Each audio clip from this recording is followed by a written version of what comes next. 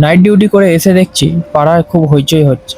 এই সাইডে সব লুচি বেলছে আর মন্দিরের সামনে অনেক লোকজন জমা হয়েছে, কারণ আজ আমাদের পাড়া মা শীতলা মাতার মন্দিরে বিপত্তারিণী ব্রত পালন হচ্ছে।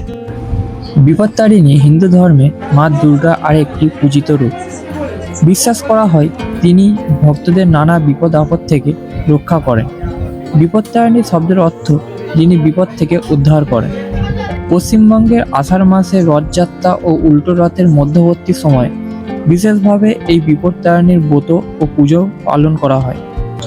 পূজার পর হাতে বা কবজিতে লাল পবিত্র সুতো বাঁধার প্রচলনও আছে, যা দেবীর আশীর্বাদের প্রতীক হিসাবে ধরা হয়। অনেক ভক্ত, বিশেষ করে বিবাহিত নারীরা পরিবারের নিরাপত্তা, স্বামী সন্তানের দীর্ঘায়ু, রোগ ব্যাধি মুক্তি এবং সংসারের মঙ্গল কামনায় এই ব্রত পালন করেন।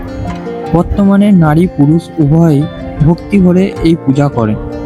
এই সম্পর্কে আরও ভালোভাবে জানতে হলে গুগল বা ইউটিউবে জানতে পারবেন, অথবা আপনারা কমেন্ট করতে পারেন, তাহলে একটা এর ডকুমেন্ট ভিডিও আমি তৈরি করতে পারি।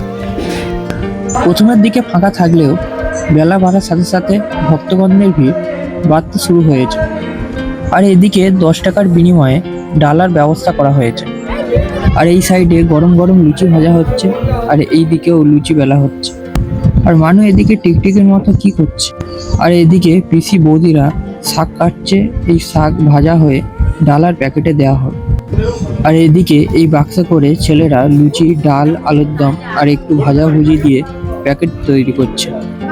সত্যি বলতে সবাই মিলে একসাথে এই কাজগুলো করার আনন্দ আর কাজগুলো করার কষ্ট ছাড়া এই লোকগুলো কিছুই আর পাবে না।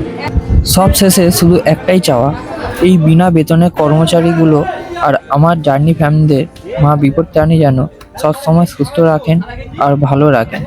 এখনের ভিডিও তাহলে এই পর্যন্ত, তাহলে টাটা।